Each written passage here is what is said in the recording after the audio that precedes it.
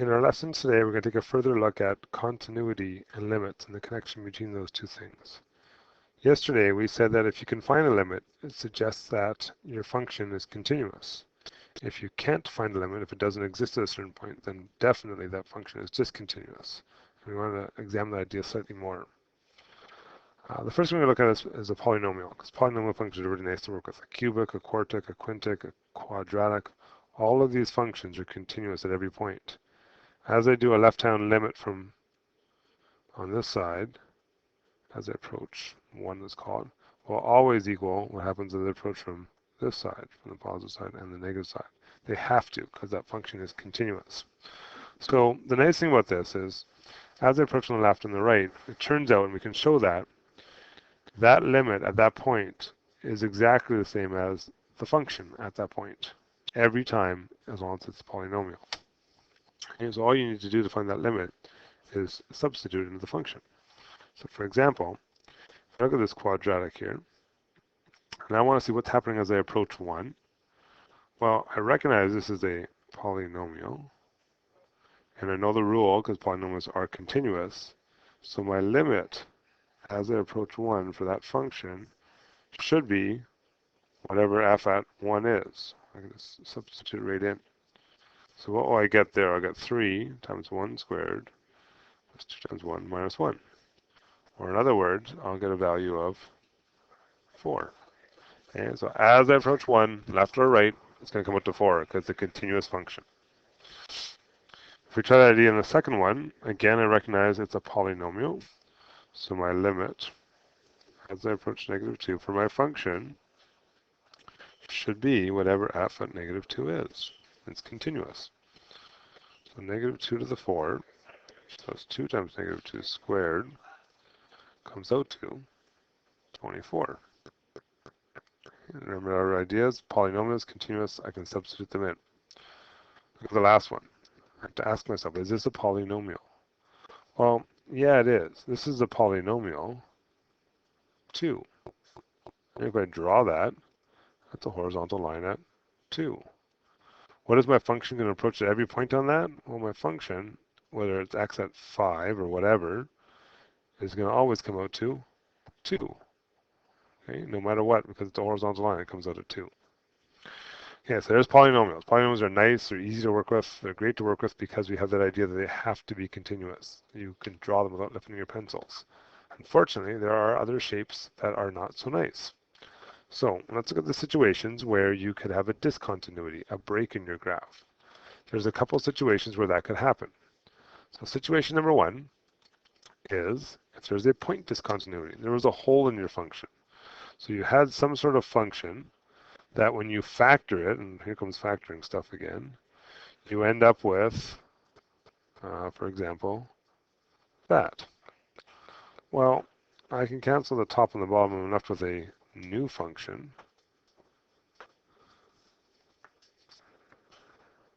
If that's the case, the function that you actually graph, you remember from higher functions last year, is just this one. And there was a hole, in this case, would be at x equals -2. And that's what we learned in the higher functions. But in our version of calculus here, if I look at my limits, okay, my limit as I approach x from the left side of 2, and my limit as I approach x from the right side of 2, they both approach 2. So it would suggest that this function is actually continuous. So the limit doesn't necessarily tell you that right off the bat. You actually do have to look at that equation and say, hey, there was something weird going on in this equation. So the limit's a good starting point, but it's not our only thing we have to worry about when it comes to discontinuity, in particular holes. There are other ones that are nicer. So a jump discontinuity. We can definitely tell in a jump discontinuity whether we're looking at the graph or just at limits, whether the function is continuous or not. For example, if I did a limit of x approaching 1 from the left, I get 0. If I do the limit as x approaches 1 from the right, I get 1 for this function. Well, obviously, those are different values. I can guarantee that this function is discontinuous, okay, just by looking at the limit. And the third thing, the infinite discontinuity, again, As I approach the value from the left, I get infinity. As I approach the limit from the right, sorry, what's that? I get infinity. Well, that looks like kind of the same value. Is this a discontinuous function or not? Well, obviously from the picture I can tell. So our question now is, how can I look at these functions without the pictures and figure out continuous or discontinuous? There's a couple little tricks here. And obviously from the pictures you can tell, but if you don't have the picture, how do I tell still? By still using limits. So to prove a discontinuity, as opposed to just suggesting we think there's probably one, we want to prove it. But to prove it, we have to show that the limit does not exist at some point. Okay, and we're just looking for a break in the graph, a discontinuity somewhere in the graph. We don't necessarily know every point in the graph, but at least somewhere. So we're going to calculate our limits. We're going to try the idea of a polynomial, where if I replace the value in the function, let's see what happens. If I do that, and I end up with a function, some number a over 0, it's got to be a number a. Well, in that case, I've always proven there's a vertical asymptote. Okay, if you plug in a value at some point and it comes up to a number over 0, then you know there's a vertical asymptote. If you try, again, replacing with a value and you end up with 0 over 0, and we call this indeterminate, then you've proven there's actually a hole in the graph.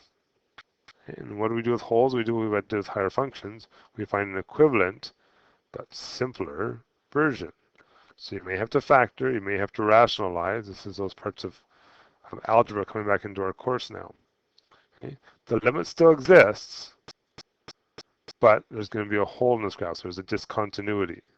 So remember, we go back to this picture here. This limit existed, but it was still discontinuous because there's actually a hole in that graph, and that's how we recognize it. You get a 0 over a 0.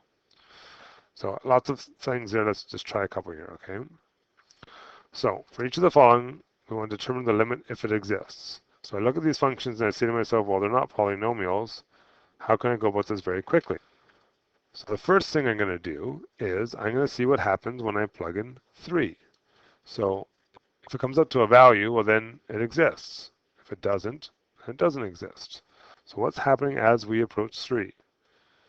We should get 2 times 3 plus 5 over 3 times 1.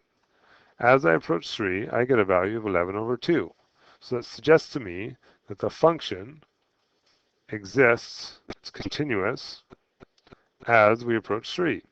Now, it might be discontinuous in other places, but as 3 is approached,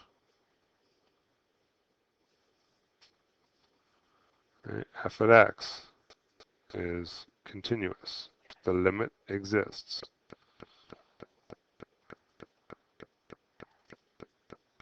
That's kind of what we're looking for here.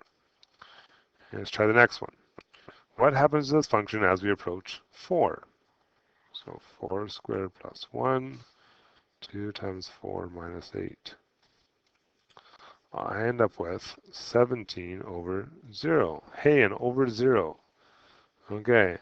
As we approach 4, there's a discontinuity. In particular, because I have a 0 on the bottom, there is a vertical asymptote at x equals 4. Right? So it is discontinuous at that point. Okay, maybe continuous other places, but at 4, we've just proven it's discontinuous. We've proven there's a vertical asymptote by using a limit. And try the next one. At negative 8. One that was negative 8 plus 8. 2 times negative 8 plus, minus 1 gives us 0 over negative 17. Well, 0 divided by negative 17 is just 0. All right, that's okay. You can have a 0. You don't have a 0 on the bottom. That's a problem, but just having a 0 is okay. So as we approach negative 8, the function is continuous. The limit exists. The value of the limit just happens to be 0. Okay, we try D. We get 3 squared minus 2 times 3 minus 3 over 3 minus 3. So we get 9 minus 9 on top, which is 0 over 0. Oh, this is one of those situations we just talked about indeterminate. If that happens, there is a hole in the graph. So let's find that hole. How do I do that? Well, we have to take this function and create a new, simpler version of it. We may have to factor. So let's try factoring this. So my limit, as we approach 3, we're not getting rid of that part. I still want to use the limit. This looks like a simple trinomial on top. X minus 3, x plus 1 over x minus 3. I can cancel this one and this one. And I'm left with the limit as x approaches 3 of x plus 1. So what's happening as x approaches 1? We're getting 3 plus 1. We're getting 4. Okay. As we approach 3, and there is a hole. Oops, I missed a word there. There is a hole at 3, and the y value turned out to be 4. Okay, and those are the 3 situations we can have. We can have a vertical asymptote, like in letter B. We could have a ones that exist, A and C here, or in D, we have this whole situation. Okay, so you guys can try the last two to see what you get there. See if you can figure out what's going on. Okay, so I try, put my 3 in, 0, oh, sorry, not 0, 3 squared minus 9 over 3 minus 3, uh-oh, 0 over 0, whole, yes, we'll fix it. We'll get x minus 3, x plus 3 over x minus 3. And if we cancel things out, we're just left with a limit as x approaches 3 of x plus 3, or in other words, 3 plus 3 is 6. Okay, so there's a hole at 3, 6.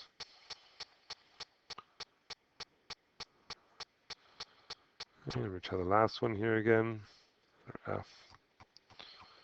So we'll try plugging it in just to see what happens. 8 times 5 plus 15. 2 times 5 minus 10. We'll get 40 minus 40, so we get 0 on top over 0 on bottom. Again, there's the hole. So if we recalculate or change the format, x minus 3, x minus 5. Common factor the bottom. And you're left with x minus 3 over 2. So now when I try to find the limit of what happens as we approach 5, we'll get 5 minus 3 over 2, or in other words, 2 over 2, or 1. Okay. So as we approach 5, there's a hole. The hole is at 5 and 1. Okay? And so we can sort of deal with limits. Last one. So let's give this one a try. Same ideas. I've got a rational function this time. Try plugging the 0 first off. Maybe our life will be nice. So we'll get 7 minus 0 minus 7 plus 0 over 0. Which gives us root 7 minus root 7 over, oh no, we got 0 over 0. So again, we've got ourselves a hole. There's a hole in this thing. So in order for there to be a hole, it means I have to be able to cancel something out. Well, the way it's set up doesn't look nice for canceling. What do we have to do? Well, we want to be able to cancel in top and bottom. Can't do it the way it is. So let's rationalize.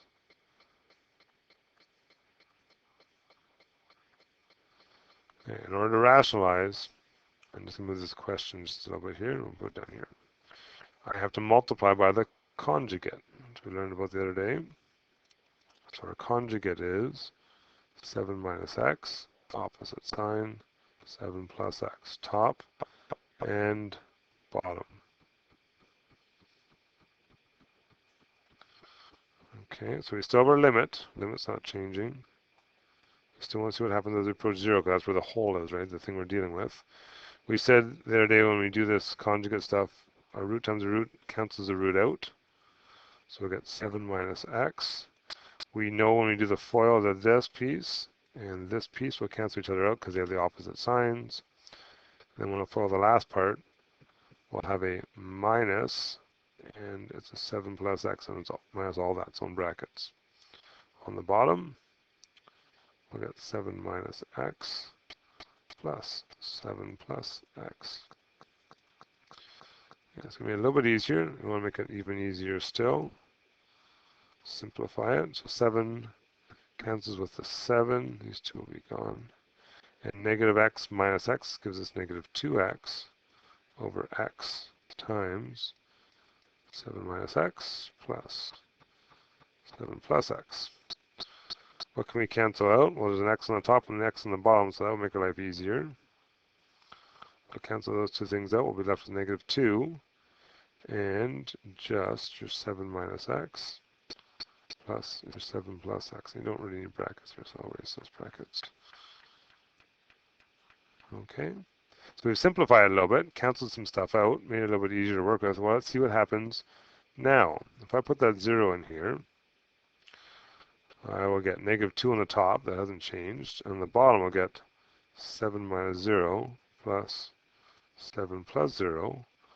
In other words, negative 2 over root 7 plus root 7, which, if you think about it, is like saying 2 root 7. Or in other words, I get negative 1 over root 7. Okay, so therefore, we have that hole. And remember, the objective with doing this was to figure where the hole is. There's a hole at, when we approach 0, and the value is 1 over root 7. Okay, and that's how we sort of deal with limits and continuity and being able to figure out at certain points what's actually happening to that function.